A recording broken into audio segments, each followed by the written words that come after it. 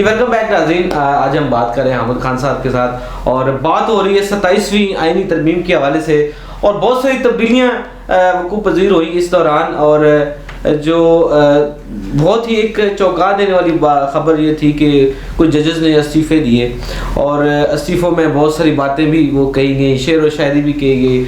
उस हवाले से आप क्या कहेंगे कि 27वीं आईनी तरमीम से अगर इख्तलाफ था तो जजेस तो 2 या 3 हैं शायद जिन्होंने इस्तीफ़ा दिया, बाकी मुतफ़िक़ है? नहीं, मुतफ़िक़ कोई भी नहीं है, बल्कि जैसे रिपोर्ट हुआ कल भी की जो मीटिंग थी उसमें भी ये कहा कि चलिए सबको हमें इस्तीफ़ा देना चाहिए। बहरहाल अपना अपना व्यू पॉइंट है, लेकिन जो मंसूर अली शाह का ख़त है वो उसका राइट था कि वो इस वक्त चीफ जस्टिस होता, क्योंकि 18वीं तरमीम के पर ये फैसला ये मतलब शिक आ गई थी जो कि सुप्रीम कोर्ट के पुराने फैसलों के मुताबिक और डिमांड के मुताबिक थी कि आइंदा से सुप्रीम कोर्ट का जो चीफ जस्टिस यानी चीफ जस्टिस पाकिस्तान होगा वो सुप्रीम कोर्ट का सबसे सीनियर बिल्कुल। और ये जिस तरह से इंडिया में वहाँ कोई डिस्प्यूट नहीं कि किसने चीफ जस्टिस बनना हो, पता कि इस दिन इसने रिटायर होना मौजूदा ने फलां सीनियर मोस्ट होगा वो बन जाएगा चीफ जस्टिस। उससे एक खुदकार तरीके से एक जुडिशरी चलती है। इन्होंने 26वीं तरमीम में जानबूझकर तीनों में से एक लेंगे ताकि हमारी मर्ज़ी का उसमें से आ जाए, ये मंसूर अली शाह को बाहर रखें। तो मंसूर अली शाह का इस्तीफ़ा देना जो है वो बहुत एक आई ओपनर है कि सीनियर मोस्ट जज पाकिस्तान में इस वक्त अगर हम कहें कि कौन सीनियर मोस्ट जज है पाकिस्तान में तो वो मंसूर अली शाह था अपने इस्तीफे से पहले। तो उसने ये बात कही है कि भाई मैंने 26वीं तरमीम सोच के कि हम 26वीं तरमीम पर फुल कोर्ट बना के फैसला करेंगे, जब उसका ही इम्कान ख़त्म हो गया तो अब तो कोई सुप्रीम कोर्ट रह ही नहीं गई। अब तो जो हमने ओथ लिया है कि भाई हम we will defend the constitution, we will stand by the constitution, जो हमने ओथ लिया है हाँ वो ओथ ख़त्म हो गया है क्योंकि कॉन्स्टिट्यूशन ही नहीं रहा। हम किसको डिफेंड करने के लिए यहाँ बैठे हुए हैं? कुछ लोग इसको पॉलिटिकल मूव भी कह रहे हैं कि शायद वो अब मुआफ़िक हालात नहीं रहे, उस तरह से पॉलिटिकल सपोर्ट नहीं रही इसलिए वो अलग हो। नहीं, इसमें पॉलिटिकल सपोर्ट की क्या बात है? उसका कभी भी कोई ऐसा पॉलिटिकल स्ट्रेस नहीं रहा, ना उसका कभी बतौर वकील के मैं जानता हूँ कभी उसने कोई सियासत में सियासी जमात में शामिल हुआ। वो तो हमेशा स्ट्रिक्टली प्रोफेशनल वकील था हमेशा। और इस ऑफिस से भी ताल्लुक़ था। हमारे साथ मेरे पार्टनर थे जवाद ख्वाजा साहब और ये उनका नेफ्यू भी था, तो हमारे पास आना जाना भी था। ये कभी कोई सियासी पार्टी से दूर रहता था, सिर्फ अपने आप को प्रोफेशनल वकील कहता था। तो इसलिए उस पर सियासत या ये सियासी किसी इन्फ्लुएंस का इल्ज़ाम लगाना मुनासिब नहीं होगा।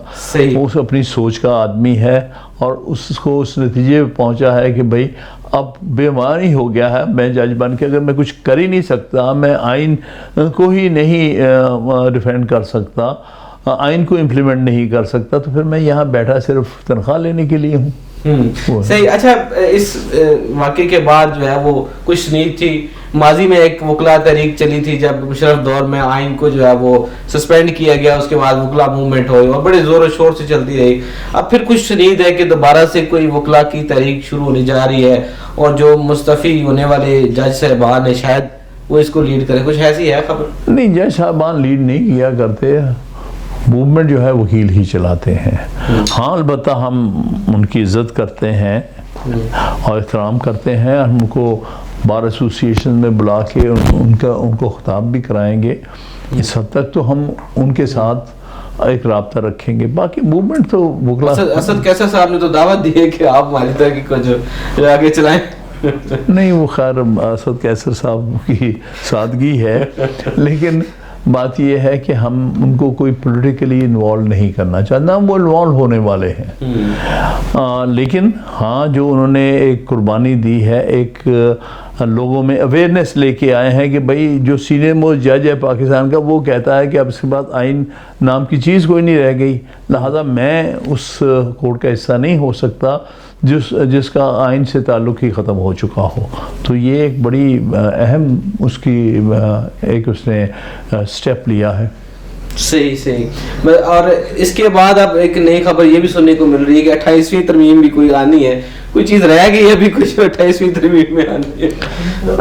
रहा तो कुछ भी नहीं, आइन तो सारा उन्होंने लपेट दिया है। अब मेरा ख्याल है कि अपनी डिक्टेटरशिप को मज़ीद जो है मजबूत करने के लिए हमारी जो फौजी इस्टेब्लिशमेंट है, मेरे ख्याल में जो सुनते हैं सुनीद, हमें तो नहीं पता, ये तो वहाँ से GHQ से बन के आती है ना तरमीम, वहाँ मैन्युफैक्चर होती हैं, एकदम सुबह ये रात के अंधेरे में मिल जाती है कि ये पढ़ो ये वो तो लाख मिनिस्ट्री है, ला मिनिस्टर मौजूद है, वो इसमें उनको भी नहीं पता होता, उसके पास भी नहीं होता। बल्कि 26वीं तरमीम से 2 दिन पहले किसी ने कहा मसौदा तो दो यार, वो क्या आने वाली है? उसने कहते मेरे पास भी, किसी ने पूछा प्राइम मिनिस्टर के पास मसौदा, कहते नहीं प्राइम मिनिस्टर के पास, क्योंकि वो तो ट्रस्ट ही किसी को नहीं करते। इसीलिए आप देखें उसमें इतनी गलतियां हैं कि कोई वकील इस किस्म की ड्राफ्ट नहीं तैयार कर सकता। उसकी वजह से अब आहिस्ता आहिस्ता जब 27वीं तरमीम खुलेगी तो पता चल जाएगा कि आपस में इतनी कंट्रडिक्शंस हैं कि ये स्मूथली चल ही नहीं सकती। सही। अच्छा, हालिया दिनों में हमने देखा ये तरमीम के बाद भी ख़ास तौर पर कि जो इमरान खान साहब तो बज़ाहिर मतलब जेल में मौजूद है, लेकिन उनका ट्विटर जो है वो खामोश नहीं है, मुसलसल जो है ना वो ट्विटर से कुछ ना कुछ जो है वो आता रहता है। अभी कल ही हम देख रहे थे कि बहुत ज़्यादा स्टेट मुखालफ बयानात भी आ रहे हैं और कुछ नामुनासिब भी चीज़ें उस पर शेयर हो रही हैं, तो उस पर किसी का कंट्रोल नहीं है या उनकी खास साहब की मर्जी से सारा कुछ हो रहा है कि एंटी स्टेट जो है वो एक बयानिया बनाना है और जो कुछ जो है लोगों को पिन पॉइंट करके ट्रोल करना है? इसके बारे में कुछ नहीं कह सकता। जैसे मैंने आपको बताया कि 1.25 साल से मेरा कोई राब्ता नहीं है, तो मैं कुछ कह नहीं सकता जो आप। इवन PTI ऑफिशियल से हो रहा है, PTI ऑफिशियल से भी चीजें ऐसी शेयर हो रही हैं जो कि रियासती मुखालिफ बयानिया मैं नहीं चाहता, क्योंकि मैं पार्टी की जो एडमिनिस्ट्रेटिव साइड पर मैं नहीं हूँ। वो जो असद कैसर बेहतर बता सकता है, सलमान राजा बेहतर बता सकता है, गौहर बता सकता है, ये उनसे। अगर मैं एक जनरली आपसे ये सवाल करूं कि अगर आम आदमी कोई समझना चाहे कि इस वक्त सही तर्जमानी या जो कंप्रोमाइज का लफ्ज इस्तेमाल किया जाता है उसकी भी थोड़ी तशरीह हो जाए कि सलमान अकरम साहब जो है वो अब कंप्रोमाइज नहीं है, या बैरिस्टर गौहर कंप्रोमाइज नहीं है, या कोई कौन ऐसा होगा जो कंप्रोमाइज नहीं है जिसके ऊपर एक आम जो सपोर्टर है आपका PTI का उस पर एतबार कर ले? नहीं, मैंने तो कभी नहीं कहा कि गौहर या सलमान राजा या असद कैसर ये कोई इनमें से कॉम्प्रोमाइज है, नहीं। ये पार्टी, लेकिन ये चल रहा है कि कुछ लोग ऐसे हैं जो कॉम्प्रोमाइज हैं, कुछ ऐसे हैं जो नहीं है। देखिए, ये अल्लाह जाने, मैं क्या कह सकता हूँ, क्योंकि इस किस्म की बातें फैलाई भी जा सकती हैं, क्योंकि ये मुसलसल एक प्रोपेगेंडा चल रहा है मीडिया पर कि जी इनके अंदर बहुत इख्तलाफात हैं, आपस में झगड़े बहुत ज़्यादा हैं। ये खबरें सुनने को ये सारी, बिल्कुल मेरा ख्याल है ये जानबूझ के इस वक्त की इस्टेब्लिशमेंट का एक प्रोग्राम है कि किसी न किसी तरह इनको अंदर से डिवाइड करो और उनके प्रोपेगेंडा ऐसा करो जिससे पार्टी जो है आपस में बट जाए, तकसीम हो जाए। कुछ बयानबाजी भी ऐसी होती है जो एक दूसरे से कंट्राडिक्ट होती है, तो ये पार्टी को ये तो चाहिए कि कम से कम एक मौक़िफ़ इख्तियार किया जाए ताकि आवाम को समझ आए। मेरा मौक़िफ़ एक ही है, सिर्फ ये है कि जब बातचीत, जब मुझसे कोई सवाल पूछेंगे मैं अपना व्यू पॉइंट दूंगा, दूसरा पूछेंगे तो उसमें हो सकता है थोड़ी बहुत डिफरेंस हो। इसका मतलब ये नहीं कि आपस में कोई डिफरेंसेस हैं, इसका मतलब ये है कि अपनी अपनी ओपिनियन है जो हर पार्टी में हर फर्द की होती है, तो उसको उछाला जाता है। नहीं ये आपस में इनका इख्तलाफ तो बल्कि यहाँ तक कहते हैं कि बुशरा बीवी का ग्रुप है और एक कलीमा खान का ग्रुप है। ये तो सारी यहाँ हमारा मीडिया का कमाल है ना, क्या कोई उछालते हैं। और उसके अलावा जो हमारी इंटेलिजेंस एजेंसीज हैं वो चाहती हैं कि इस किस्म की बातें फैलाई जाएँ ताकि अच्छा कोई उम्मीद आपको नजर आती है कि खान साहब बाहर आएंगे कभी कुछ 6 महीने साल बाद या कोई चंद दिनों बाद? कोई आपको केसेस की नौयत के एतबार से कुछ गुंजाइश नजर आती है? केसेस की नौयत के हिसाब से मैं आपको बताऊं, जो मेन उनका वकील है वो सलमान सफदर साहब है। कल वो मेरे पास आए थे, हम 1 घंटा बैठे रहे। उन्होंने क्या सिर्फ एक केस में उनकी बेल होनी रह गई, बाकी हर मामले में वो क्लियर है। अब वो केस जो है इस्लामाबाद हाई कोर्ट नहीं लगाती, कोई नहीं लगा रहा। और उसकी वजह से ये डिले हो रही है। इसके पीछे वही लोग हैं जो नहीं चाहते कि इमरान खान को किसी न किसी तरह से रिहा किया जाए। तो यही मामला, जहाँ तक कानूनी के एतबार से जो उनका कहना था, बाकी सब केसेस में या उनको बेल हो चुकी है या उनको उन्होंने जो है एक्विट कर दिया है, लेकिन एक केस रहता है उसको हर तरह से इस्तवालत दिए जा रहे हैं। सही। यानी अभी करीब तरीन आपको कोई आइडिया नहीं है कि कब तक खान साहब बाहर आएंगे। ये जो इस वक्त जिन लोगों के पास इक़्तिदार है वो नहीं चाहते कि इमरान खान किसी तरह भी बाहर आए। सही सही। अच्छा, एक बाय इलेक्शन भी हो रहे हैं लाहौर में भी, फैसलाबाद में भी। बहुत सारे जो क्या तवक्कुआत है कि कोई आवाम फिर से जो है वो पीटीआई के लिए वोट देने के लिए निकलेगी, क्या एक्सपेक्ट करें आप? देखिए, पहले तो ये इनका कोई जवाब नहीं बनता, वो सारे ही गलत फैसले हुए हैं जो कि फैसलाबाद में या कहाँ से वो लोग, बेचारा शिबली तो खैर फैसलाबाद कभी आए नहीं, उसको उसमें कर दिया। वो जो है अपना उमर अयूब, वो कब फैसला, देखिए ना, इन्होंने झूठे केसेस बना के उन्होंने सब जो हमारे लीडर ऑफ द अपोजिशन थे, चाहे वो सेनेट में थे चाहे वो नेशनल असेंबली में, उनको 10-10 साल की सजा दे के डिस्क्वालीफाई करके फारिग कर दिया। ये भी एक रिकॉर्ड होगा क्या, leader of opposition provincial government senate में और नेशनल असेंबली में सारे सब अपोजिशन लीडर्स को एक के बाद दूसरा। और फिर उसके बाद जो खान साहब ने नॉमिनेट कर दिए हैं लीडर ऑफ द अपोजिशन, इसमें सेनेट में, नेशनल असेंबली में, उनको उनके स्पीकर को या चेयरमैन को कह दिया कि अभी इनका फैसला नहीं करना, इनको बाहर ही रखो। यानी आप देखिए ना, सेनेट बगैर अपोजिशन लीडर के, नेशनल असेंबली बगैर अपोजिशन लीडर के है, सूबाई असेंबली बगैर अपोजिशन लीडर के। तो अपोजिशन लीडर तो सारे सेटअप का बहुत अहम हिस्सा है। सही सही। अच्छा, हालिया दिनों में बार कौंसिल्स के इलेक्शन भी हुए, आप उसमें एक्टिवली पार्टिसिपेट करते हैं, और अब इस वक्त जो रिजल्ट्स आए हैं, क्या उनसे मुतमिन हैं? क्या उसमें आपकी टेक? देखिए, जहाँ तक तो वकला का वर्डिक्ट है बार कौंसिल इलेक्शन में, वो हमारे हक में आया है। जैसे लाहौर ही ले लें, लाहौर की 16 सीटें थी, उसमें से हम जो हमारी सीटें हैं वो 9 और 3 सीटें जो हैं वो हमारे एलाइज की हैं, तो 12 सीटें, सिर्फ 4 सीटें हमारे मुखालिफ धड़े की गई हैं। इसी तरह से गुजरांवाला डिवीज़न में वो, अब सिर्फ मसला ये है कि कभी भी पहले कभी वकला के इलेक्शन में इस्टेब्लिशमेंट ने इंटेलिजेंस एजेंसियों में क्या जरूरत पड़ गई? इतनी वकला से दहशत हो गई है, क्या इतनी इन्फ्लुएंस्ड आपकी कम्युनिटी हो गई है कि मैनेज करने पड़ गई? उनके अपने खौफ हैं, मना तो कोई ऐसी बात नहीं। देखो, हम क्या कहते हैं, हम तो एक जमहूरी और आईनी तरीके से चलना चाहते हैं, पहले भी हमेशा चलते रहे। हमने हर दौर में हर डिक्टेटरशिप की मुखालफत की। ज़ियाउल हक के दौर में मैं एक्टिविस्ट से ही था, मैं सेक्रेटरी भी रहा हाई कोर्ट बार का, मैं बार काउंसिल का वाइस चेयरमैन वगैरह भी रहा मैं, तो हम हमेशा उसको अपोज करते थे।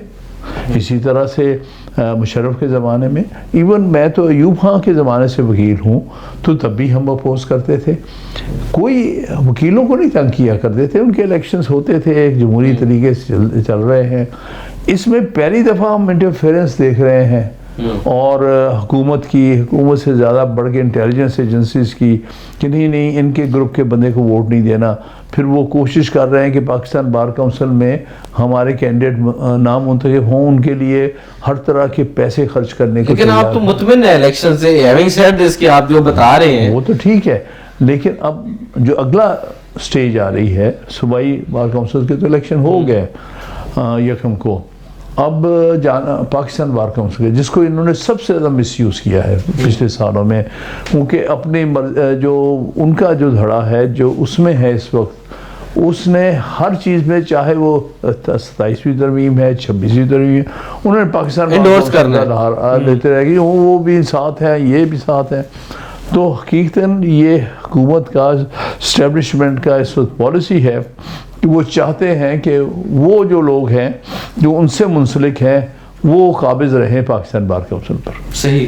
अच्छा, हम पंजाब में बैठे हैं, लाहौर शहर में मौजूद हैं, पंजाब गवर्नमेंट से कुछ तवक्कुआत भी बहुत ज़्यादा की जाती हैं। क्या इस वक्त आपको लगता है कि जो तवक्कुआत थी पंजाब गवर्नमेंट से वो इस तरह परफॉर्म कर रही है? मैं तो नहीं समझता, मैं तो वैसे तो नाजायज हुकूमत समझता हूँ। चलिए चले आप तो गवर्नमेंट तो है ना, चले आप तो पौने 2 साल हो गए। लेकिन सवाल ये है कि उसकी परफॉर्मेंस क्या है। आप देखिए कि जिस किस्म के खौफनाक फ्लड पंजाब में इस दफ़ा आया है, तो यहाँ की चीफ मिनिस्टर और उनके साथ और वज़रा जो है ना वो जापान जाके बैठे हुए थे। ये इतनी तो परवाह है इनको। फ्लड्स आते रहे हैं, कभी शहबाज तो कहते हैं एक हफ्ता सीनियर मिनिस्टर साहब और वजीर जो है वो सैलाब ज़दगान के साथ उन्होंने दिन रात गुजारे। हाँ, वो तो बराए नाम है ना। सिंबॉलिक बात तो ये कि चीफ मिनिस्टर क्यों वहाँ से गायब है। वहाँ से अहम इसीलिए आप देखें ना किस कदर फ्लड्स ने तबाही की है। इनकी क्या परफॉर्मेंस है? मेरे नज़दीक तो कोई परफॉर्मेंस। उसके अलावा सुथरा पंजाब है या कोई एनवायरनमेंट को बेहतर करने के लिए कोई इक़दामात किसी से आप कोई लगता हो आप कुछ बेहतरी आ रही हो? कैसे? अभी भी नंबर 1 पे पोल्यूशन बता रहे हैं लाहौर की। आपके सामने नवंबर के महीने इवन अक्टूबर के महीने जो रिपोर्ट्स आई हैं कि ये आलूदा जो एनवायरनमेंट है उसमें लाहौर नंबर 1 पे आ रहा है। तो ये इनकी साफ सुथरा पंजाब में आपको नहीं लगता कि कोई ऐसा कोई प्रोजेक्ट है जिससे कोई फायदा हो रहा हो, उस गलियां साफ सुथरी हो रही? मैं समझता हूँ कोई फ़ायदा नहीं हो रहा, सिर्फ प्रोपेगेंडा है। चीफ मिनिस्टर अपने आप को हर जगह अपनी तस्वीरें लगाती फिरती है और अपनी कारकर्दगी का ढंढोरा पीटा जाता है। साथ 2-3 और इन्होंने ऐसे जो वज़रा रखी हुई हैं जो सिर्फ प्रोपेगेंडा करती हैं, लेकिन हकीकत मैंने आपके सामने कि हम मतलब आज तक जितनी भी गवर्नमेंट्स आई उससे बेहतर परफॉर्मेंस दे रहे हैं। 2 ही चीज़ों को मैंने आपको पॉइंट आउट किया, मैं और किसी चीज़ में नहीं जा रहा। फ्लड्स में इनका फेलियर है, एनवायरनमेंट में इनका फेलियर आया है, तो और क्या है? लोगों के लिए क्या? लोग तो सीसीडी के गुण गा रहे हैं कि पंजाब में क्राइम रेट कम हो गया, लाहौर में क्राइम रेट कम हो गया। ये बल्कि पिछले दिनों तो मिनिस्टर इंफॉर्मेशन ने ये वो प्रेस कॉन्फ्रेंस की कि 4 दिनों में कोई रिपोर्ट क्राइम रिपोर्ट हुआ ही नहीं है। देखिए ये उनका प्रोपेगेंडा है। वो जो जिस वज़ीर का आप जिक्र कर रहे हैं वो सिर्फ प्रोपेगेंडा मिनिस्टर हैं, वो इंफॉर्मेशन मिनिस्टर नहीं है, तो वो सिर्फ प्रोपेगेंडा करेंगी। उनका काम है प्रोपेगेंडा करना। क्या सीसीडी एक्टिवली काम नहीं कर रही या इस इदारे से कोई आपको लगता है कि बेहतरी आएगी, जराइम में कमी हुई हो? बाजार तो कोई ऐसी चीज़ लग नहीं रही, सिग्निफिकेंट तो नहीं लग रही। अगर थोड़ी बात देखिए कमी बेशी होती रहती है क्राइम्स में, लेकिन ओवरऑल जो है आपके सामने है कि जो वहाँ पर दहशत गर्दी हुई है खासतौर इस्लामाबाद में, वो पंजाब से गुजर के ही लोग आए हैं ना। पंजाब भी उसके किसी अफेक्ट किया है। तो मेरे नज़दीक तो कोई ऐसी परफॉर्मेंस नहीं है जिसके लिए वो बहुत बगले बजाएं। या वो तो कह रहे हैं कि सीसीडी की वजह से गैंगस्टर भी भाग गए यहाँ से, वो नेटवर्क उन्होंने तोड़ दिया, वो माफिया मांगते फिर रहे हैं। आपको तो आप कम्युनिटी में है वो बुला के आपको पता है गैंगस्टर कोई भागे हो या कोई ऐसी कोई इंफॉर्मेशन आपको मिली हो? मुझे तो नहीं पता। मैं समझता हूँ कि ये सिर्फ हुकूमत प्रोपेगेंडे के लिए है। हर दीवार पे उनकी तस्वीरें, हर जो है हर गेट पर उनकी तस्वीरें, हर जगह जो है खंभों से इनकी तस्वीरें लटक रही हैं और उसके अलावा कुछ नहीं है। सही सही। बहुत शुक्रिया अहमद खान साहब, आपका बहुत तफसीली गुफ्तगू हुई 27वीं आईनी तरमीम पर और मुमकिन तौर पर आने वाली 28वीं तरमीम पर भी गुफ्तगू हुई। इसके अलावा मुख्तलिफ मौज़ूआत जो कि अवामी इंटरेस्ट के थे, कॉन्स्टिट्यूशन मामलात पे इन पर डिस्कशन हुई। अगले हफ्ते दोबारा मुलाकात होगी। अल्लाह हाफ़िज़।